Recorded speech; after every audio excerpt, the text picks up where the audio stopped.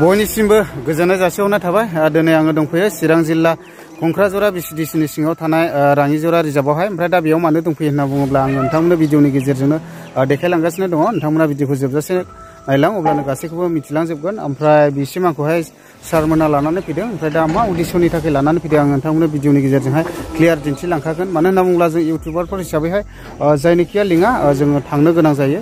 दा नोंथांमोना भिडिअखौ नायलां, अब्लानो गासैखौबो नुलांजोबगोन आरो।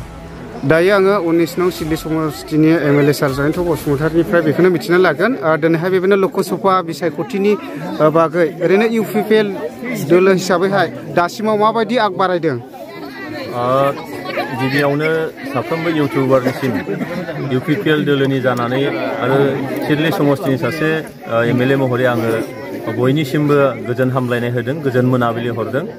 जोंनि फैगौ लकसभा बिसायख'थिनि थाखाय जिखिनि प्रिपेरेसन जानांगौ बे प्रिपेरेसना जोंना फुरा दमै सोलिगासिनो दङ।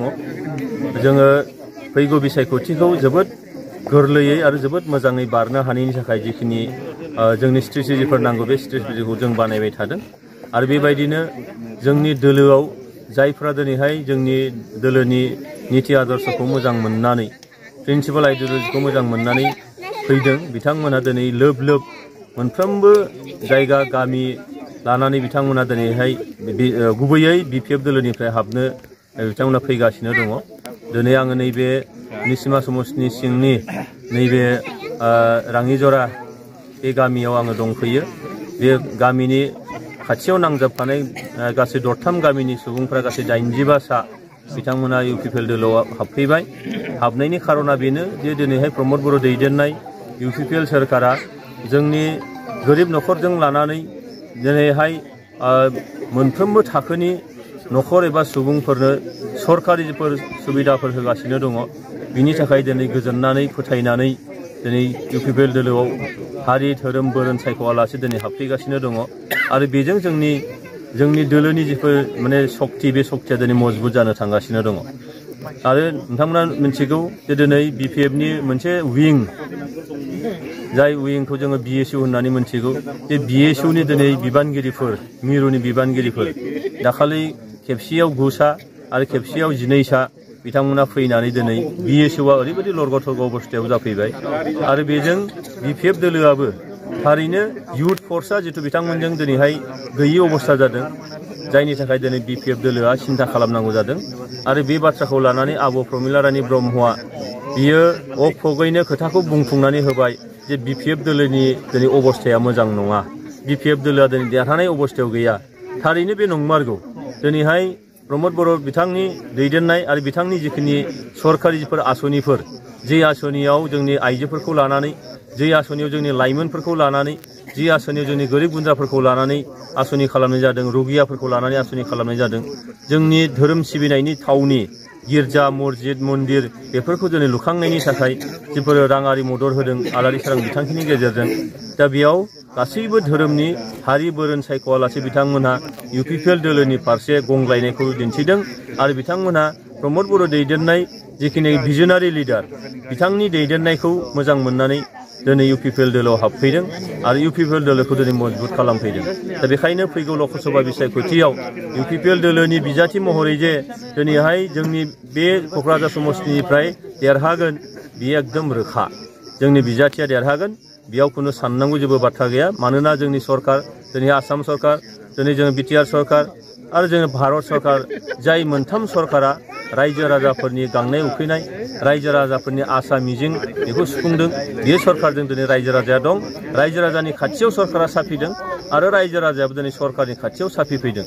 दा बेनो फोरमान जायो। आरो बेबायदिनो दिनै दोलै नोगोरै दिनै इउपिपिएल दोलोआव जयनिं जाफैबाय थादों। आरो बेजों जों रोखा जायो जे फैबाय थानाय लकसभा बिसायख'थियाव इउपिपिएल दोलोनि बिजाथिया देरहागोन, बियो 100% सैथो बाथ्रा। गोजोननाय थाबाय सानैसिम बेखिनिखौ रायजो राजानिसिम मेसेज हरनायनि थाखाय। स' थेंक इउ सार। दायो आङो आब'निफ्राय मिथिना लाङि, दिनै नोंथांमोनखौहाय बेबायदिनो बयबो लोब लोबैहाय इउपिपिएल दोलोआवहाय जयनिं जानायखौ नुनो मोनबाय। दा नोंथांमोना मा दोलोनिफ्राय जयनिं जाफैखो एबा मा जाहोननि थाखाय दिनै इउपिपिएल दोलोआवहाय जयनिं जाखो बेखौहाय एसे मिथिहरनो थाखाय खावलायनाय थाबाय।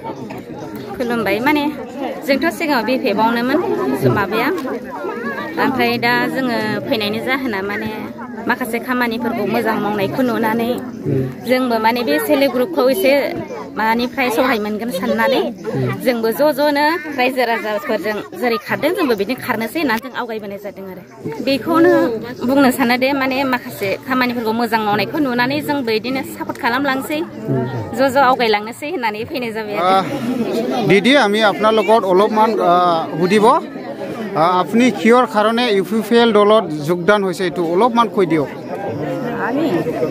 আমি আমার দুখগিলা দেখিব আমার ঘর দুয়ার গিলা চাব আৰু এইটো অৱস্থা ভাল নাই অল্প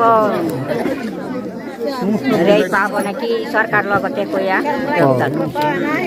আৰু আছে